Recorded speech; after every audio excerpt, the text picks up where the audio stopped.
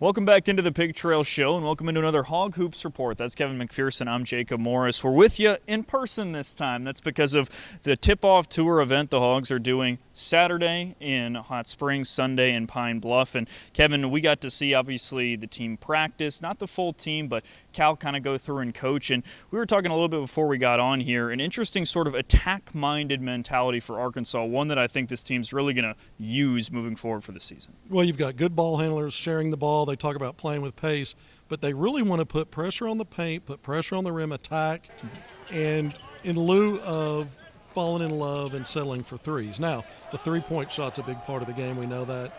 But they want to play an attack style first, and then maybe play off of that for some of the perimeter stuff.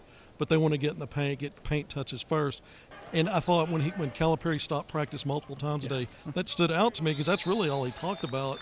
And he asked the fans, on a microphone, do you prefer that play or shooting threes? Yeah. And, of course, the fans, they like the dunks and some of those little runners and things. I think fans like three balls, too. We're going to see that. Yeah. It's not like we're not ever going to see it. Yeah, absolutely. Trevin Brazil was the one where it was, and he talked about it in the press conference as well. It was funny. He said, Cal does that in regular practice as well. He stops things and says, that's what we want. He's attacking the paint. He was dunking. And I think that goes to also this team is going to move fast. We've heard Cal saying that, and we saw them a large focus on pace of play throughout the practice. Well, and you saw off dribble handoffs or screens, guys really then trying to get downhill. And then when there's a read and help comes, they're making the right pass or the right play. Now, they weren't perfect, but I thought they had some really good plays out there. I thought Trevor and Brazil individually maybe stood out more than anybody. Now, they're without Nelly Davis.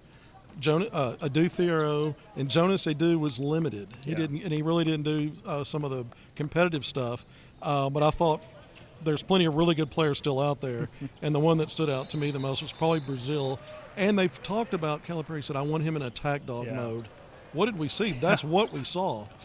He wasn't really settling for threes. He was using ball fakes, getting into the paint, and then he was going hard to the rim. Yeah, I think that's going to be a welcome sight for Arkansas fans. Too often he was stuck in the corner, he was shooting threes. And it was interesting, obviously, those guys sitting out, and Cal just specifying, saying, hey, they just need a couple more days to get healthy. We'd rather have them full go for the season. But it was interesting hearing Kenny Payne saying that was actually good for the freshmen in terms of they're not really getting much of a break. They've got to go all the time in practice because they don't really have a sub. Yeah, and you're talking 3 5-star freshmen, so it's not like they don't have expectations for them anyway. But there's no substitute for experience, and the more reps you get, and if some of the older guys are having to sit out a few days or a few practices, you get more reps, and you're kind of that spotlight's a little bit on you. So your sense of urgency is maybe I got to step up. They're going to be counting on me because I don't know in the real season if this will be a situation where I'm called upon and I'm the guy.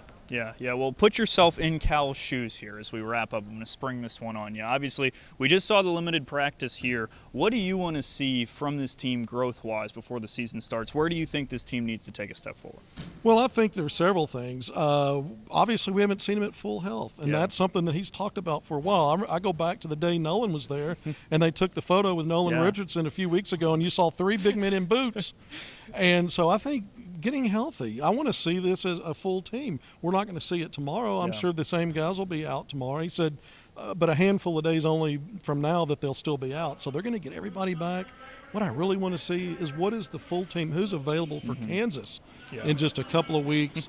Big preseason game, big exhibition game.